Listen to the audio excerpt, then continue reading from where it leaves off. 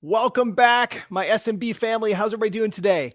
Hey, let's go ahead and get rocking here. I want to do one huge thing. Okay, we're going to be talking today. Our builder's going to crash this market. Okay, building is through the roof right now. New permits pulled are going crazy, all that kind of stuff. And if you remember back in 2006, 2007, 2008, the same thing happened. They built so much, and then all of a sudden the market crashed.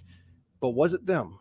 Where's it those darn builders? We're going to uncover that today. I want to actually talk about physically what are the catalysts, what's going on in the marketplace right now. There's these sensational headlines out there right now that there's not enough houses that are built. There's not enough lots that are being developed for builders to actually build. And then there's all this misinformation. And I want to boil it down for you. I want to show you what's really going on in the marketplace right now. Okay. So that you can take action on this stuff. You can keep safely investing in real estate. Okay. First and foremost, though, I got to celebrate every time when I see someone winning like this. I want to just take a moment to celebrate them because you know what? In life, people don't celebrate this stuff enough. It's a really big deal when someone gets a deal. It's a really big deal when someone closes, especially when they're transitioning out of a full-time corporate kind of thing and into real estate, or if they're maybe just building up cash flow and they're doing this for the first time. It's a really big deal. So I want to celebrate Daryl Fields in the house. Daryl, if you're on, please make it be known. I want to celebrate you. If you're not on, you catch this replay later. God bless you, man. Seeing that you got a deal under contract, plus, and not just in any state, and we're really competitive state, Texas. Texas is like on fire right now. You got it in Texas, plus you got 38 residential lots, plus you're doing more in other cities. Like, holy cow. Daryl, how long you been with us, man? Just a couple months, few weeks? I don't know. It's like I snap my fingers, but I see your name and I see this happening because you're consistently putting in the work. You're consistently showing up. You're consistently taking action on what the team is teaching you here. And I just want to celebrate you, number one, and then say, God bless you, number two. Get that puppy to the finish line. Let's keep going. Let's keep rolling this, okay? Daryl, nice job, man, okay? If you could help me in the chat to just celebrate Daryl, just love on him. You know, the world out there, just say, congratulations, Daryl. Congratulations. Congratulations for Daryl. The world right now, they won't celebrate you. If you turn on the news or anything like that, I literally had to pull out all the TVs from our house. I'm not in my house right now. I'm at our Airbnb in Nashville, Tennessee, because I've got an event here this week. But right now, the news, it's just negative. It has been forever, for like the last 10 years. It's just this negative barrage constantly to suck us in and get us to stay in front of it. That's why we have no TVs in my house. But when someone does something good, you got to take time to celebrate, because the rest of the world won't. The rest of the world, they tend to try to hold you back. It's kind of like frogs in a bucket. If you've got 3 frogs in a bucket and one tries to jump out, the other frogs will physically try to pull it back in. No, they don't want the one frog to escape. They'd rather be 3 frogs down there at the bottom part of the bucket. That's kind of how life is. It's kind of how our circles usually are. If you're with the wrong circle, the wrong frogs in a bucket, you don't want to be paired with them. So I'm celebrating. Celebrate Daryl. Thank you. I appreciate that. Thank you. I appreciate that. Okay, now I want to look at the data. I see these sensational headlines that are out there. Like this one says, sales could drop by 25%. 25%. Holy cow.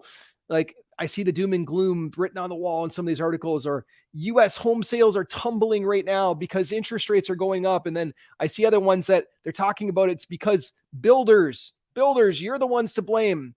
And then the builders, they fire back. This is an article from a builder. Well, it's an interview of a builder saying, I can't keep up. I have so much demand right now. I can't build enough houses. My, a really good client and friend, he runs a hedge fund, been working with him for a long time, probably done 200 plus properties with him. He had all this fancy data. Like he's one of those, he's an MBA, researches to the max. He had all this data showing me why right now, if builders had infinite money and they had infinite labor, they still couldn't keep up with the demand. And I'm like, well, how can that be? Like, you know, interest rates are going up. And then he explained to me, he said, well, Nate, hold on. Like, think about this, like new permits for developing lots, because that's the process. Like they have to develop a lot before they can actually build a house on it. The new permits, they were basically frozen. Most cities, they closed their offices for almost a couple of years, some cases a couple of years during the whole pandemic. And so approving new land to build houses, like it just kind of went out the window. So he's in the business now of funding lot development that's then sold to builders. And he says from all of his data and all of his research, even if they had infinite money and infinite labor, they still couldn't keep up with the demand. And I see his point. It makes sense to me. Okay. So Well, the speculation and all this stuff, I want to actually look at some raw numbers. So Nick Gurley over at Reventure Consulting, he put together this really nice data that shows not just the number of permits that are being pulled, but the number of permits being pulled divided by jobs available in the area. Okay, that's a better number, because if you're just kind of saying, well, hey, San Francisco, they're not pulling very many permits right now. Or a better example would be Austin. Austin's pulling permits like crazy right now. Well, are jobs going up? Are the jobs matching that? Because if there's a lot of jobs there, if a new factory comes in, if Tesla moves to town, which it did in Austin, then it makes sense. It could make sense based on the number of jobs that are available. Housing starts, new permits, all that kind of stuff could make sense. Well, I want to look at some of that data that Nick's compiled here. And so I'm on Charlotte now. If you've got a city you want to look at, type your city in the chat below. And by the way, if this data is helpful for you week to week, the best thing that you can do is you can give us a like. That helps us get the message out. It blesses the algorithms. A like or a comment, both. If you could do both, I would really appreciate that. So a like or a comment. And if it's really, really good and you know someone else needs to hear it, then you click that share button and share it with somebody that needs to hear it. That's how you can support this channel the best. Okay, so Nick's got this data. I'm right here in Charlotte. Look at Charlotte. Basically, back in the last peak, I'll go down 2004, 2005.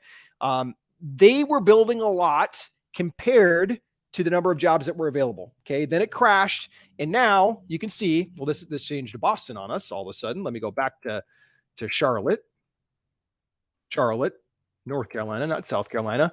Okay, they're building a lot, then it crashed, and now guess what? They're back almost to the same numbers that they were during the last peak, based on the number of jobs that are available. Okay, I want to go to Nashville, because I'm physically in Nashville right now. I'm doing an event in Nashville. I love Nashville.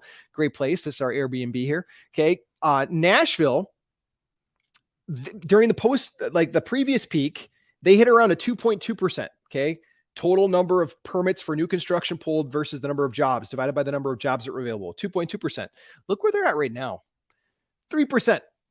Massive increase. So if you look at it purely from perspective, are there enough jobs available in Nashville to support the influx of people moving to Nashville? The answer might be no. Now, this data could be skewed a little bit because there's this whole work from home component. There's a lot of people from the West Coast that have moved to Nashville that are working from home. They've got an online business of some kind. And so that could skew the data for all we know. But based on just number of jobs that are posted and being available, holy cow, Nashville's there. It would seem that they're overbuilding right now. Okay. But again, real estate's so specific to each area. Like even during the last crash, Texas didn't crash. It flatlined. Okay. So what we have to do is we have to look at actual data. We look at real numbers. Okay. So like when I'm looking at data, I'm looking at a couple of leading indicators, and then I'm going to look at the stuff from the past. The past is what I really like to focus on, because these leading indicators, this is kind of crystal ball talk, but I look at showings. Okay. Right now it happens to be in North Carolina. Let me back up. Let me actually go to like Florida, my home state, my home markets. Okay. I don't just do Florida, but look at this. Okay. Showings. Look at the orange line. Don't pay attention to the blues. The blues were the last couple of years. I want to just look at the orange line. By the way, this company right here, Showing Time, great company. They track the leading indicator. Okay. The leading indicator of people booking an appointment to go see a property with their realtor. That's the first step. Okay, the next step is mortgage application. Okay, mortgage applications, as we know from the headlines, they're down some 8% on primary houses, and then secondary houses, they're down by 25%. Major drops there. But the very first leading indicator is showings. Hey, Mr. Realtor, I'd like to go look at this. Hey, Mrs. Realtor, I want to go see this house.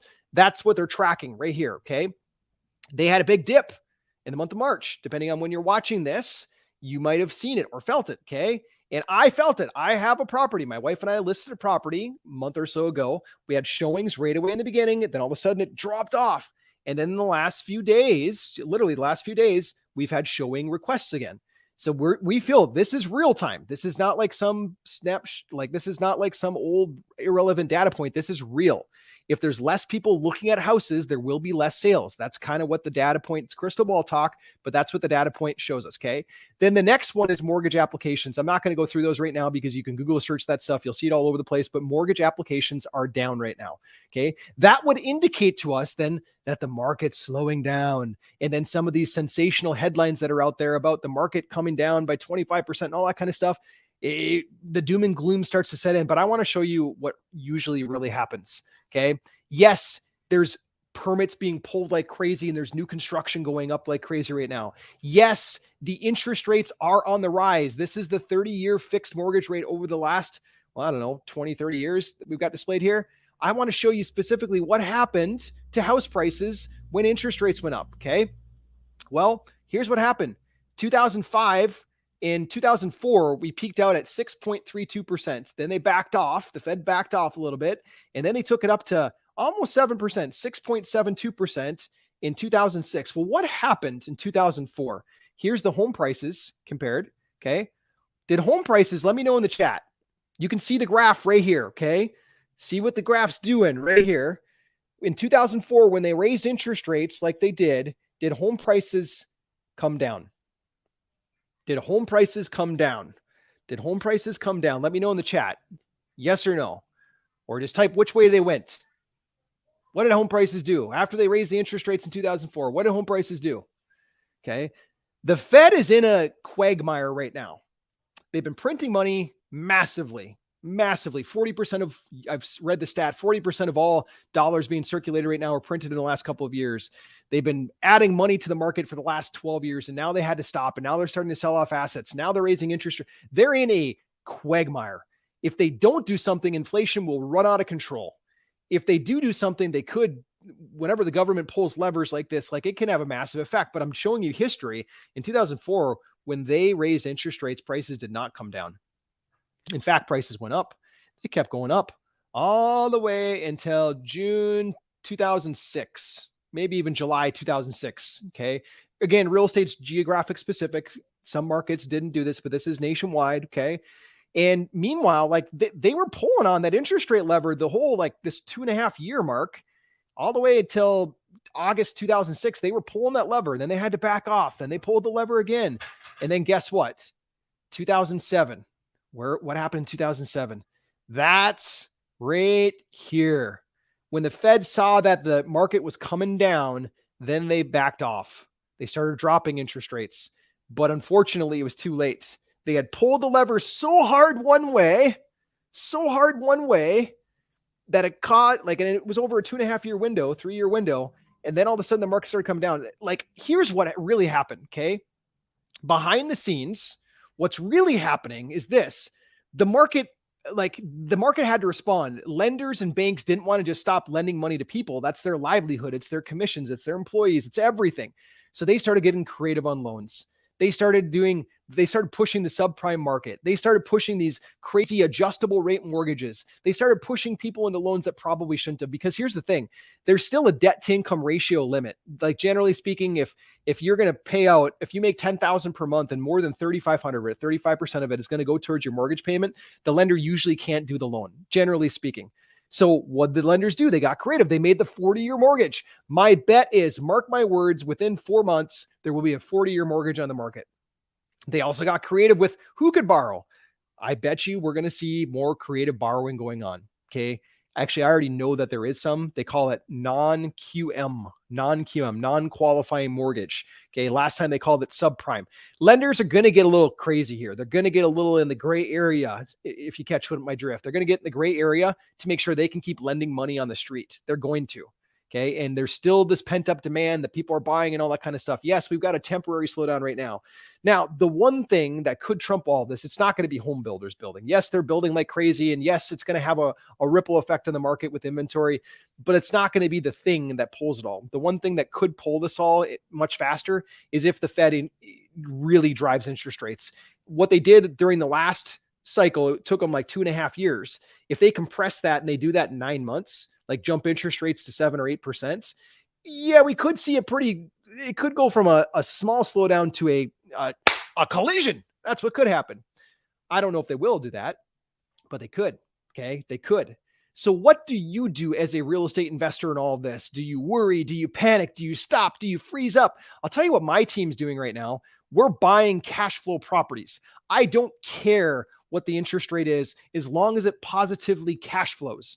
Even if I locked in today at 6%, that's really low compared to the 30-year average. If you look at history, if you look at history, like, yes, the last few years, we've been at rock bottom. 2%, 3%. This is never even heard of. Go back to the 80s when my parents started buying properties. They were paying in the teens. That's why they had to buy everything on contract for deed directly to the seller. They didn't even go to the banks. My parents bought their first 2, maybe 3 properties directly from the sellers.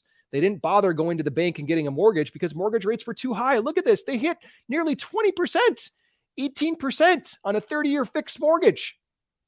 The rates that we have today, even if they hit 7% this year, it's baby rates. These are really good rates. My first duplex that I bought, 725 Fuller Avenue, St. Paul, Minnesota, I'm pretty sure I paid 7%, somewhere right around there. Okay. So these rates right now, like, I'm locking into 30-year fixed mortgages. Okay. I'm not going to speculate on whether the market's going to go up or down because I don't know. Anyone that tells you that they know, they're hallucinating, because the Fed could do things. The government can get crazy. They can intervene. And if they say that's going to crash tomorrow, like, none of us really know that. And even if you look at the crash effects, look at this. Okay. Crash effects, generally speaking, it's not like even this crash, so to speak, the last giant crash, prices went down, but they didn't go down past where prices were. Like, yes, prices went up and then they subsided a little bit. But it's not like they went down so low that we went into negative territory on a 20-year basis or a 15-year basis. Not at all. They went down for 2 to 4 years. 2 to 4 years. And then look what's happened after that. And that's typically the cycle of these run-ups and stuff like that. So, like, I'm looking at this from a long-term perspective. Even if the market has some kind of shakeup, even if interest rates go crazy and all that kind of stuff, I want positive cash flow today. And what I'm doing at this, I'm buying properties like this. Literally, this is one that we've already closed. But I get properties like this where I get paid through our SLP formula, the set for life process. Through our SLP formula, I'm getting properties like this. And instead of giving it away like a typical wholesaler would, or like the properties like this one, this is a little condo. Instead of giving all of these away, yes, I do wholesale some of them, that makes sense. But instead of giving them away, what I'm doing is SLP. I'm actually getting paid $8,000 to $10,000 upfront from my buyer.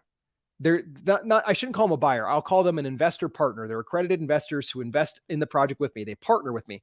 Okay. I'm getting paid $8,000 to $10,000 upfront as a management fee. And then I'm stabilizing the property, getting it rented out, getting it cash flowing. And then I'm splitting the rents with them. Okay. There's a couple more nuances to that, obviously, but it's our SLP process. We've got trainings in here on this channel. You can find them. And that SLP process is dominating today. That's what I'm doing. If you want help with that, if you want to be one of the people, like you saw Daryl Fields earlier here today, Daryl Fields, or Rhea, who just came back. Rhea actually, this is a little bit bittersweet for me, but Rhea used to work on our team and she left so that she could pursue real estate full-time. She left. She believes in our product and our mission so much that she came back to us. There's a lot of choices out there and she came back to us. It's actually the second time it's happened in the last 3 weeks or so. And, but I'm happy for her. I'm so happy for her. But she left. Now she's come back as a student and she's getting results and she's talking about it here. But if you want to be someone like Daryl or like Rhea that's making this happen in your business, then I'll say this. I want to go back to celebrating these two, celebrating the fact that like they're on their path to positive cash flow. And if you'd like help, like they have had help, if you'd like to jump on the phone with our team for 5 minutes and just jam and see if we can support you, see if we can teach you SLP, see if we can add some good life into your business, then type the words, or the letters rather, SLP in the chat. That's SLP. If you type SLP down in the chat right there, then we'll reach out to you. We'll jump on the phone for 5 minutes. There's nothing that you can buy on that 5-minute call, by the way. Like that's literally just a jam session to see if we can help one another. And if we can, great. Then we'll book a longer call. If we can't, no big deal. What I really believe in this business is no different when you're talking with sellers. Like when you're working with sellers, it's such a long-term relational thing. It's not about like who's got the best offer right now. Not at all. It's who builds the most trust, who makes them feel the most comfortable. That's what we go after here. So same thing on this side. So if you'd like that call, 5 to 10 minutes, type SLP down in the chat. We'll see if we can serve you. Okay, thanks. God bless. I have to go get ready for this awesome event here in Nashville, so I'm going to go kick it. All right, thank you.